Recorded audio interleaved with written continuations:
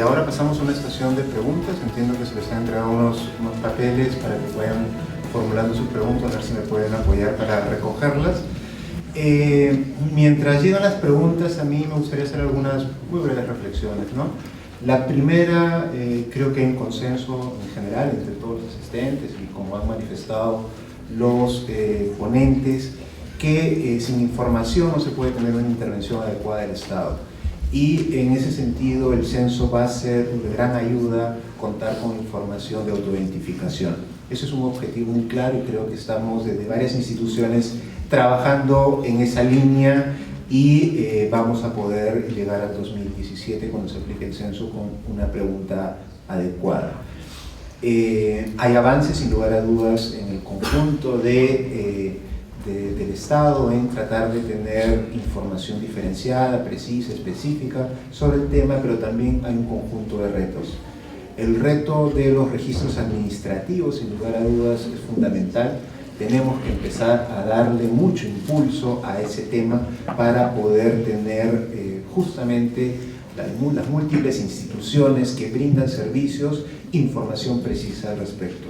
Incluso en la propia Defensoría nosotros ya hemos iniciado un debate interno porque hasta hace muy poco no teníamos información, digamos, especializada, específica sobre la atención que brindaba la Defensoría y sobre los usuarios que venían a la institución, que en el año nosotros atendemos varias decenas de miles de personas y que justamente sería muy importante tener la información de los problemas que tienen de acuerdo a sus, digamos, particularidades étnicas.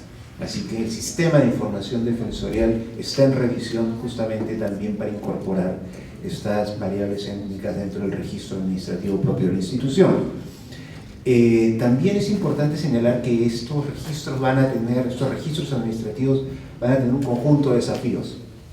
Uno de ellos es también la propia sensibilización y capacitación a los funcionarios que van a estar detrás de estos registros. El año pasado nosotros hicimos una supervisión a el servicio que brindaba el Estado a las comunidades nativas en temas de salud y verificamos cómo se registraba la variable étnica en lo que se conoce como el GIS, el registro de atenciones diarias que se tiene a la población. Y cuando le preguntábamos a los funcionarios que estaban, a los técnicos que estaban en campo, cómo le hacían la pregunta al usuario para saber a qué pueblo pertenecía, nos decían, no hacemos la pregunta, nosotros lo llenamos de acuerdo a determinados criterios.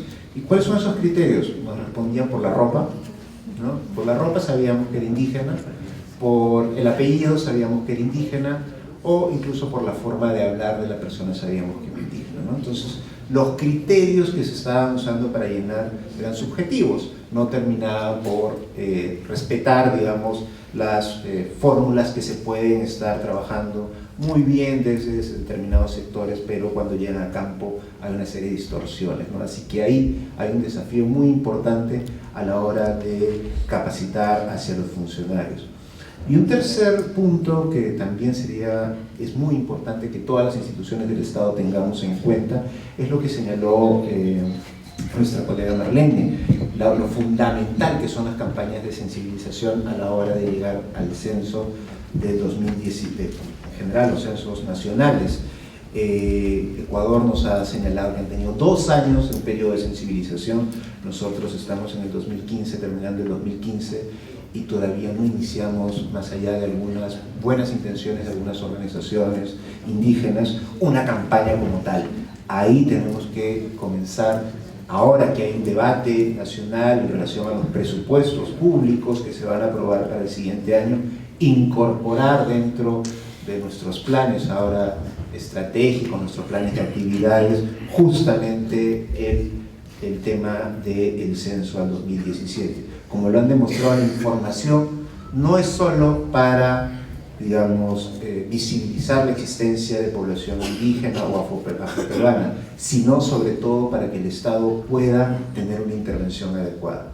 Sin información probablemente el Estado vaya a ciegas, así que la necesidad del propio Estado se ve justificada y debe estar reflejada en sus presupuestos para incorporarlos en esta campaña y apoyarla decididamente, ¿no? Tengo una pregunta para Ecuador. MIDIS, Ministerio de Cultura, Marlene, MIDIS. Este es para todo, para Marlene. Este es para Cultura, MIDIS. Y yo hago una pregunta, digamos, ya he repartido las que corresponden a cada uno, hay una pregunta que es para todos, para que lo tomen en cuenta también a la hora que hagan sus respuestas. ¿Cómo sus instituciones vienen incorporando las variables de la dinámica demográfica en los procesos de diagnóstico, diseño e implementación de políticas públicas? ¿Cuáles han sido las mayores dificultades? En el orden de las presentaciones haremos también las intervenciones. Oban, por favor.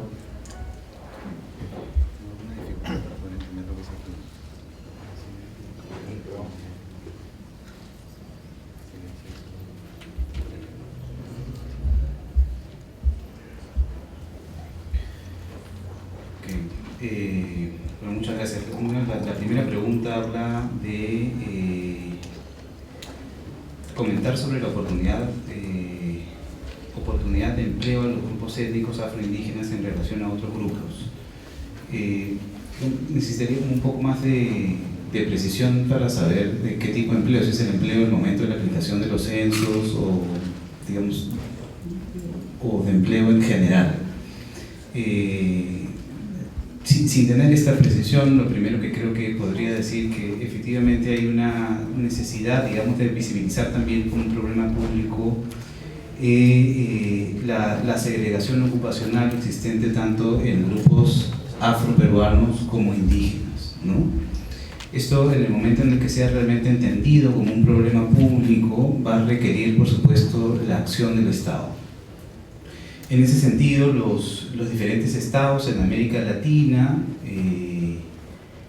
y en otros continentes han desarrollado, como lo diría en la nomenclatura de Naciones Unidas, medidas especiales o acciones afirmativas para garantizar, digamos, una mayor equidad en la oportunidad del acceso al empleo, ¿no? En el Perú creo que estamos hoy todavía en este debate, en la necesidad de visibilizar como un problema público y tener la posibilidad de proponer, digamos, un conjunto de medidas o especiales o acciones afirmativas que permitan, digamos, resolver el problema de la segregación ocupacional que afecta, digamos, esencialmente a estos dos grupos, ¿no? Tanto a pueblos indígenas como a población afroperuana. Luego tengo una pregunta un poco extensa y no logro entender muy bien, aunque Mayu debe ayudarme un poco para entender. Es para Cultura y MIDIS en realidad. Sí. Ya, ok. Sí, claro, están hablando de incorporar probablemente a comunidades para el censo de comunidades que incluye solamente a las comunidades de la zona de la Amazonía, también incluir a comunidades de la zona andina, ¿no? Y creo que ese es un tema que todavía está en discusión y en debate, tanto en el Ministerio de Cultura como con las diferentes instituciones, ¿no? Especialmente con el INEI, y por supuesto hemos recibido ya esta sugerencia por parte de las organizaciones indígenas y viene siendo parte de la discusión y esperemos poder llegar a buen puerto para el año 2017, ¿no? Sí, por favor. A ver, como la pregunta también fue para el MIDIS, voy a tratar de aportar la respuesta. Claro, es algo que se está discutiendo. Yo lo que me refería cuando hablaba del censo de comunidades indígenas de la Amazonía como una oportunidad, era más a las encuestas especializadas, ¿no? En realidad yo creo que ese es digamos, la gran herramienta para implementar políticas culturales, porque es otra aproximación, es una población en particular, ¿no? El censo tiene una limitación en el número de preguntas que se pueden hacer. Han habido buenos ejemplos de encuestas especializadas, una reciente que es a la población afroperuana, ¿no? Que hizo el Ministerio de Cultura con GRADE, y es la oportunidad para hacer preguntas específicas, ¿no? Si uno trata de entender cuál debe ser el acercamiento o cuál debe ser la estrategia para implementar alguna política diferenciada, es sabiendo justamente las diferentes aristas de la cultura específica de un pueblo, ¿no? Puede ser también se puede hablar de una encuesta a la población aguajún, por ejemplo, ¿no? Que puede incluir población aguajún en la costa, en Lima, población aguajún en la costa norte, o población aguajún en Amazonas. Digamos, podemos hacer una serie de encuestas especializadas, pero de hecho hay una que debería ser la que viene, que es la encuesta de comunidades de la Amazonía, que se hace junto con el censo, ¿no? Que se ha hecho, como les decía, en las dos ocasiones anteriores. Entonces es la oportunidad de volver a hacerla. Claro que podría haber una especializada también para población andina, quechua hablante, o población que se identifique con pueblos indígenas de la zona andina. Hay algo que no sé si lo han mencionado, pero en las categorías que se proponen no está el pueblo jacaru, en las categorías existentes en la pregunta del ENAO, ¿no? El pueblo jacaru es un pueblo andino que no es ni quechua ni aymara y tampoco es un nativo de la Amazonía, entonces está totalmente fuera del panorama de las políticas públicas, a menos que uno se ponga a revisar ya la data del censo en sí mismo, ¿no? Tengo más preguntas relacionadas al trabajo del MIDIS, a la pobreza. Ahorita en este momento también estamos pasando por la Semana de la Inclusión, no solamente el Día de la Estadística, y hay un evento en este momento en el Centro de Convenciones, ahí al lado del Ministerio de Cultura, donde se ha discutido bastante esta idea de la multidimensionalidad de la pobreza, ¿no? Y han habido expositores internacionales con muy buenas ideas, muy buenas propuestas. Hemos visto además lo que se ha avanzado en otros países. Existe en Colombia, en México, en Chile, existe una propuesta desde el gobierno para medir la pobreza de una manera multidimensional. Ha habido otras propuestas que tienen que ver más con una medición a partir de, no general, digamos, de un solo indicador de la multidimensionalidad de la pobreza, que puede incluir educación, salud, acceso a servicios, que se puede ponderar en un solo número, digamos, ¿no? Sino ha habido propuestas relacionadas más a medir la pobreza desde una mirada intercultural, si se quiere, una mirada de grupos específicos, ¿no? Entonces, cuando hablamos de pobreza o situación de pobreza en población indígena, tal vez no estemos hablando de lo mismo que puede ser para la población afroperuana, por ejemplo, ¿no? O dentro de la población indígena, lo que se considera pobreza en el pueblo ticuna no es lo mismo que se considera pobreza entre la población quechua de Apurímac, ¿no? Y la población quechua de Ancash puede tener otra visión de pobreza, ¿no? Podemos, digamos, ir desagregando esta idea de la multidimensionalidad. Y me preguntan si es que existe un trato diferenciado en barrios urbanos considerados pobres y un pobre extremo de una comunidad indígena, supongo que es nativa, en su acceso a programas sociales, ¿no? Y eso es un poco lo que se busca que la atención o la interpretación de la pobreza sea distinta, ¿no?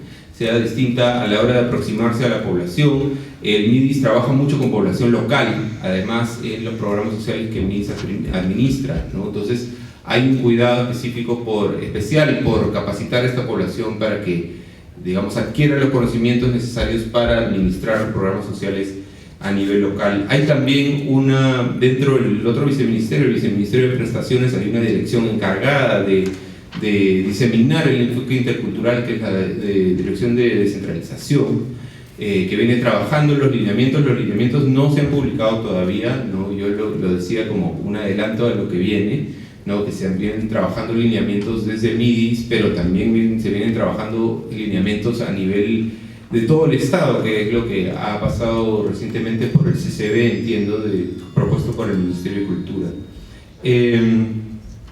También me preguntan cómo es el trabajo con población afroperuana, ¿no? Si cuenta con datos que demuestren que también se encuentran en situación de pobreza.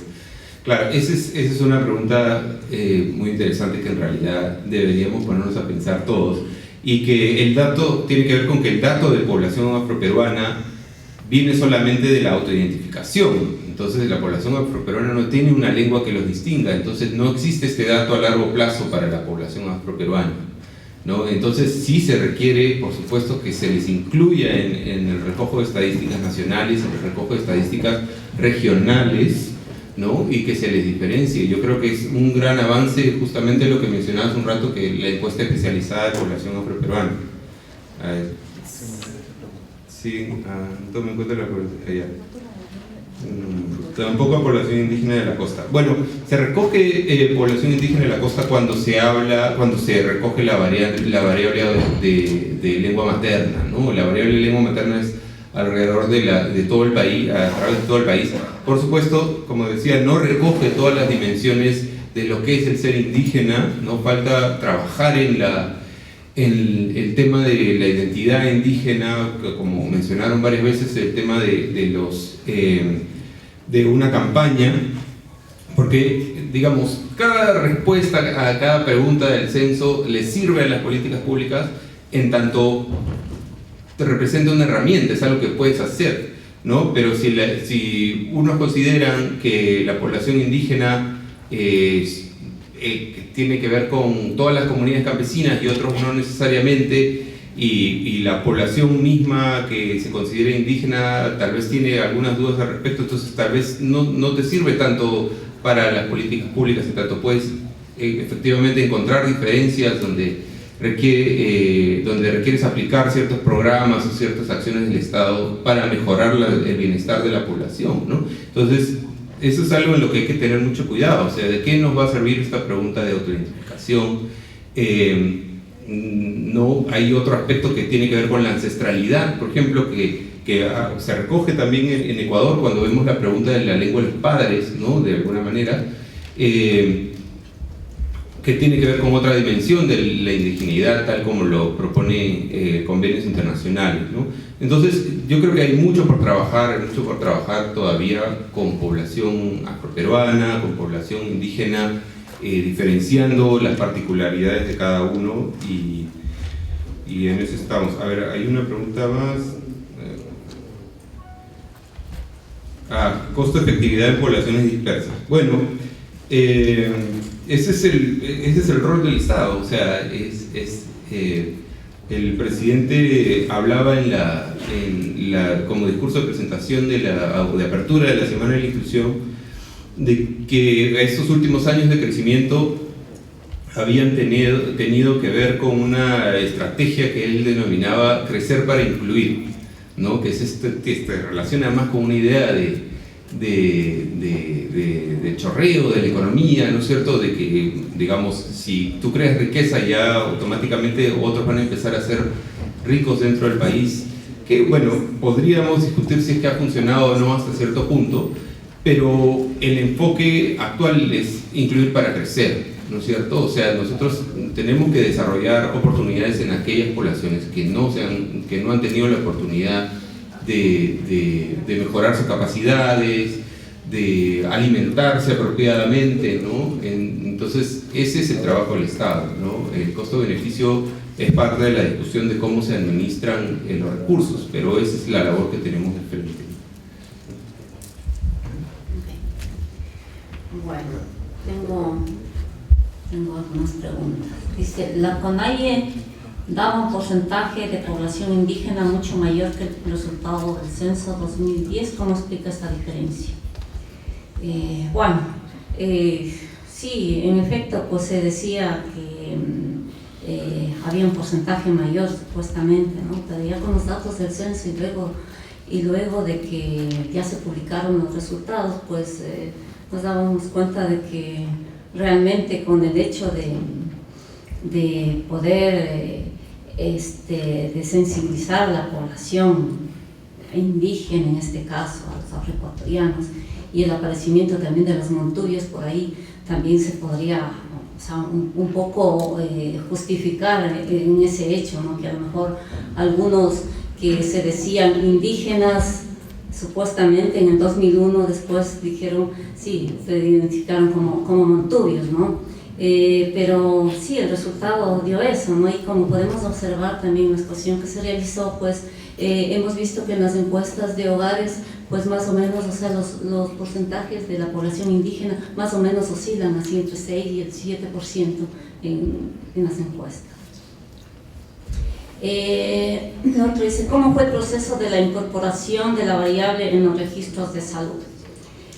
Partir diciendo primeramente que la inclusión de la pregunta de autoidentificación en el censo pues respondió a 3 factores primeramente, ¿no? O sea, como un antecedente a la necesidad de las organizaciones indígenas, afroecuatorianas y montubias, a una normativa constitucional y al marco internacional que promueve y recomienda la promoción de un enfoque étnico en las estadísticas. Entonces, basado en esto, también nosotros, a partir del censo del 2010, pues hubo un acercamiento con todas las instituciones, en este caso en los registros de salud, en lo que son nacimientos, defunciones. Trabajamos directamente en el INDEC, tenemos una dirección que tiene a cargo diferentes comisiones en las cuales están integradas por las diferentes instituciones de acuerdo al tema, pues, y con ellos hemos logrado ya incluir.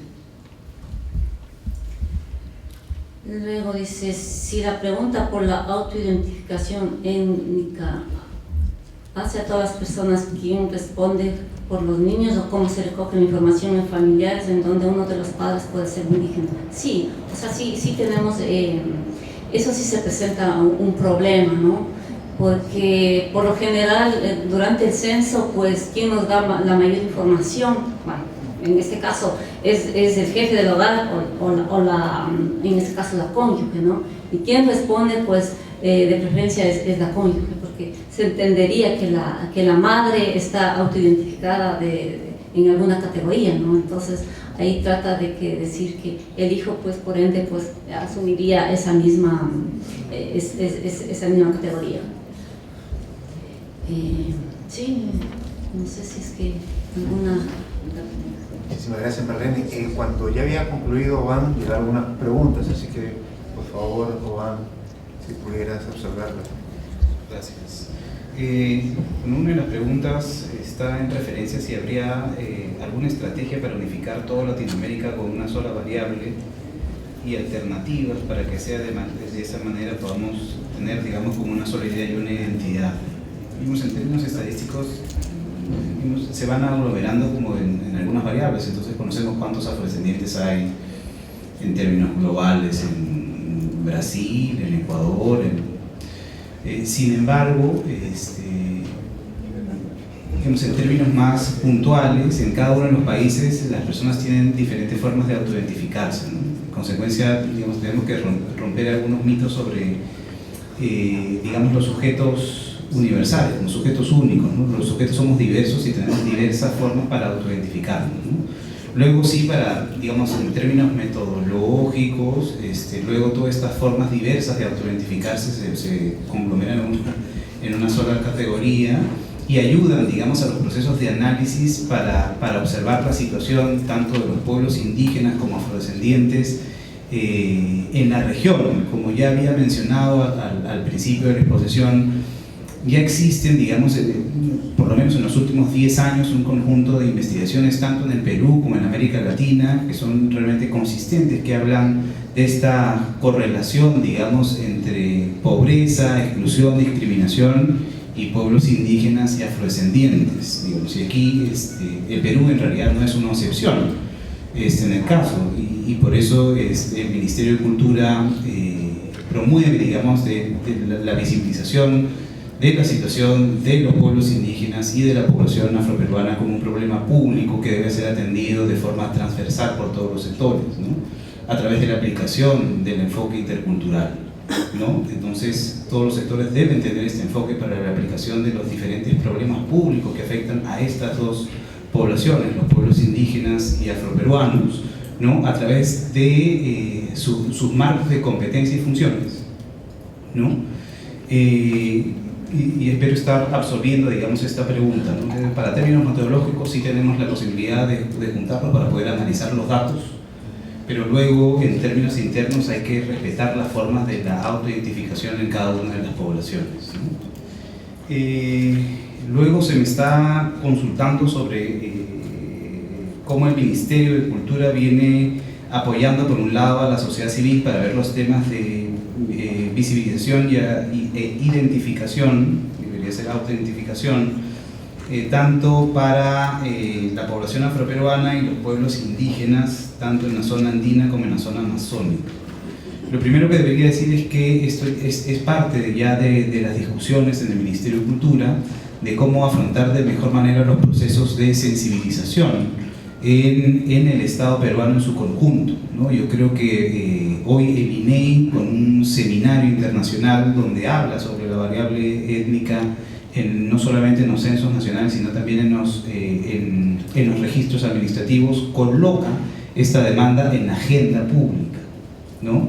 En parte de la exposición estaba hablando sobre la necesidad de que este sea entendido como un problema público y que esté en la agenda. Digamos, hoy el INEI lo coloca también en parte de la agenda, porque no es solamente una responsabilidad del Ministerio de Cultura, es una responsabilidad del Estado en su conjunto, ¿no? Y entonces en las campañas de sensibilización tendremos que actuar no solamente el Ministerio de Cultura junto con el INEI para estas campañas, sino también los desafíos que vamos a enfrentar son enormes y tenemos que tener un nivel de articulación intersectorial para poder afrontar el desafío debido al corto tiempo que tenemos para el censo del año 2017.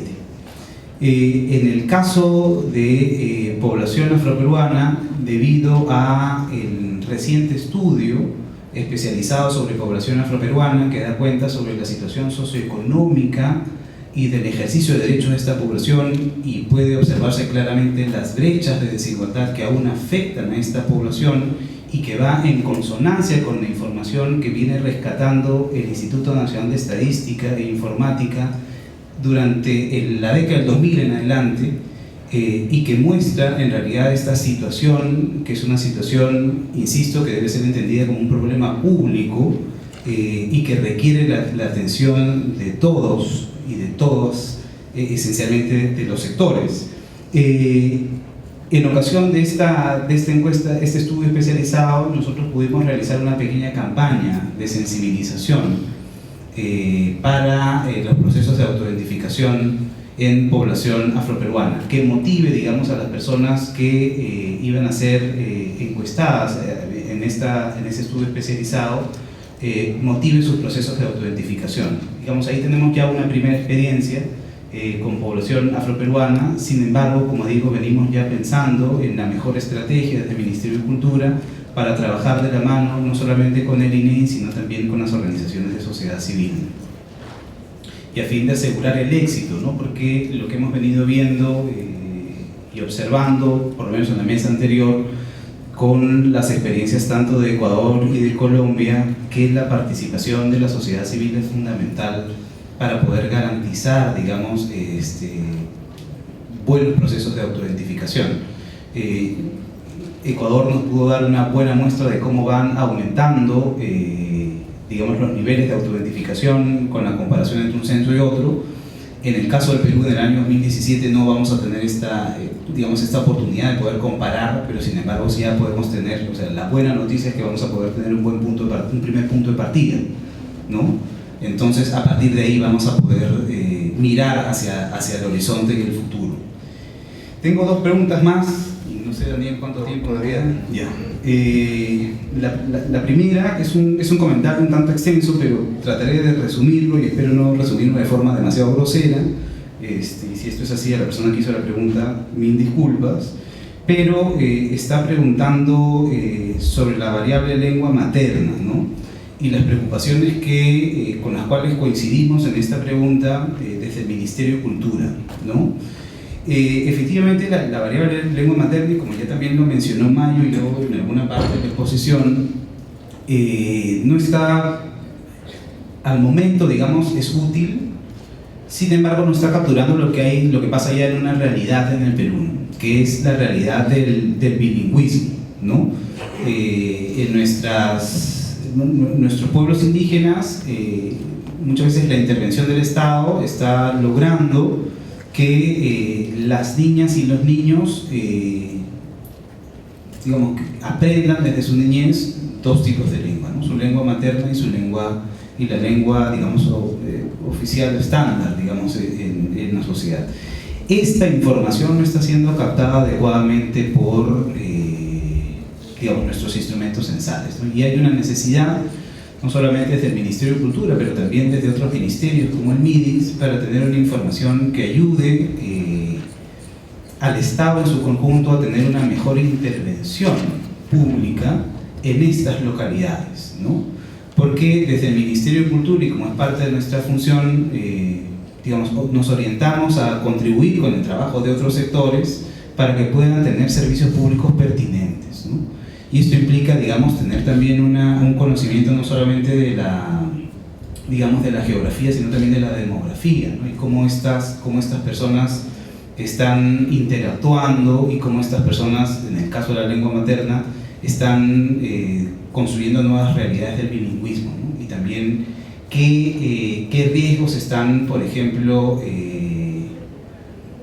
sucediendo en comunidades donde existe este bilingüismo, ¿no? Y donde si hay riesgos o no de, digamos, perder esta lengua originaria, y qué medidas debe tomar el ministerio competente para promover y proteger, digamos, el uso de las lenguas, porque la lengua y el uso de las lenguas es un derecho, ¿no? Y con ello, y cuando perdemos una lengua, no solamente perdemos un dato, una estadística, ¿no? Estamos perdiendo un conjunto de usos, costumbres, un conjunto de conocimientos y también sabiduría, ¿no? Que es una sabiduría de carácter ancestral. En consecuencia, debemos tener en cuenta estas realidades a fin de tomar acciones o medidas de política que nos ayuden a resolver esto que, insisto, debe ser entendido como un problema público, ¿no? Y finalmente, me preguntan sobre el desafío que tiene incluir la variable étnica en los censos administrativos y cómo esto puede hacerse si es que no existe una campaña de sensibilización. Claro, yo he mencionado que efectivamente creo que uno de los siguientes desafíos para el Perú es la inclusión de la variable étnica en los registros administrativos. Y creo que esto es fundamental por algunas de las cosas que creo que, digamos, de forma muy sucinta pude haber colocado en la diapositiva.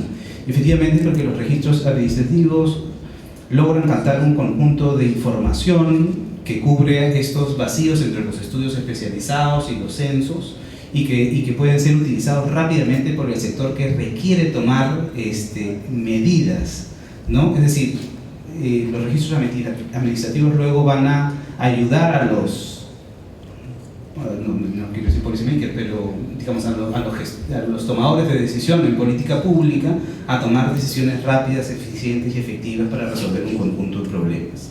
Aquí, como también ya había mencionado Daniel, hay, digamos, otros desafíos sobre el mismo desafío, ¿no? Porque nuestras sociedades, diría una colega que se encuentra aquí en la sala, sociedades ambivalentes, en la cual, bivalentes mejor dicho, estas sociedades donde hay un privilegio, digamos, se privilegia a lo blanco sobre otros, genera, digamos, un conjunto de percepciones sobre el indígena y sobre lo afro, ¿no? Que se encuentran plasmados en un conjunto de estereotipos, ¿no? Estereotipos que desafortunadamente vienen siendo reproducidos muchas veces en los medios de comunicación, para lo cual ya el Ministerio de Cultura ha sentado posesión en diferentes oportunidades, ¿no? Esto genera, por supuesto, conductas en el conjunto de la sociedad, ¿no? Para nuestra interrelación con el otro. Y necesariamente lo que requerimos también para la aplicación de estos registros administrativos es un proceso de sensibilización a los propios funcionarios públicos, ¿no? Para no tener los mismos problemas que han sido mencionados con la aplicación, desafortunadamente, en la hoja GIS, donde algunos funcionarios piensan que preguntarle sobre su identidad étnica a la persona que están atendiendo es discriminarlos, y entonces no se está entendiendo la necesidad de contar con esa información desde el Estado, porque es una herramienta útil para el proceso de toma de decisiones, ¿no? Entonces, en el momento en que los funcionarios y funcionarias entendamos que en realidad la captura de esa información es útil para el proceso de toma de decisiones en nuestra institución y que esto generará valor público en las acciones que como sector vamos a producir, digamos, las posibilidades de tener una buena información serán cada vez bajas, ¿no? En consecuencia, insisto, sí hay necesidad de tener este proceso de sensibilización para reducir los niveles de discrecionalidad de los propios funcionarios para hacer procesos de exoclasificación en los registros administrativos, ¿no? Muchas gracias, Oban. Antes de concluir, llegaron dos preguntas que estaban dirigidas para todos. Amablemente Mayu se ha ofrecido a responderlas para poder, digamos, ya cerrar esta mañana. Bueno, rápidamente. La primera pregunta dice cómo sus instituciones vienen incorporando las variables de la dinámica demográfica en los procesos de diagnóstico, diseño e implementación de políticas públicas. ¿Cuáles han sido las mayores dificultades? Bueno, a partir de lo que viene trabajando el MIDIS, existe una dirección de seguimiento de evaluación. Ellos, bueno, se dedican a evaluar programas sociales, a analizar las estadísticas, y ahí, como les explicaba, es la principal variable es la de lengua materna, ¿no? La lengua materna que tiene estas limitaciones, pero que también nos abre paso digamos, a un tema que ya está establecido, que existe una gran diferencia entre aquellos que hablan una lengua indígena o una lengua que no es el castellano y los castellano hablantes, al momento de recibir los servicios del Estado, ¿no? Entonces, es una variable que sí es muy útil, lo que resulta muy útil para las políticas públicas. Existen otras aristas, otras dimensiones de las diferencias culturales que obviamente no se están tomando en cuenta todavía, que probablemente mientras se vayan definiendo mejores indicadores, se irán incluyendo en las evaluaciones y en los diagnósticos que se hagan de las políticas públicas. Después, tengo otra pregunta que dice: ¿es de interés de los pueblos indígenas registrar su dato étnico frente a un escenario cotidiano de discriminación? ¿Cómo se empataría el interés del Estado de los directamente interesados? ¿Puede la variable étnica constituirse en un riesgo en contextos de conflicto?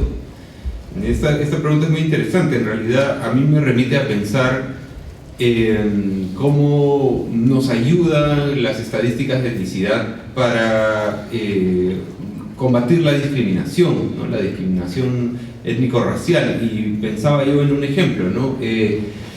En temas de género, por ejemplo, nos ayuda más a tener menos violencia de género si quitamos la pregunta de género del censo de las encuestas.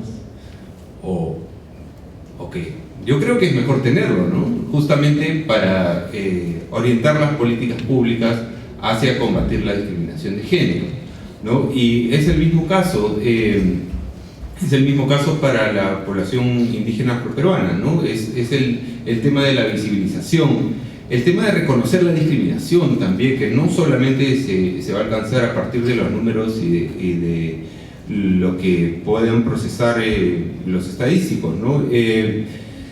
La discriminación, existe una pregunta de discriminación en la ENAO, ¿no? Que pregunta directamente cuánta gente ha sido discriminada, me parece que es en el último año, en términos étnico-raciales, y el porcentaje es muy bajo, ¿no? Entonces, nosotros que estamos metidos en el tema decimos, o sea, ¿qué está pasando? O sea, ¿de verdad en el país no se discrimina étnico-racialmente, o la gente no reconoce que lo están haciendo, que lo está sufriendo? Y yo optaría más por la segunda explicación, que es que no hay un reconocimiento de la discriminación desde la propia víctima, ¿no es cierto?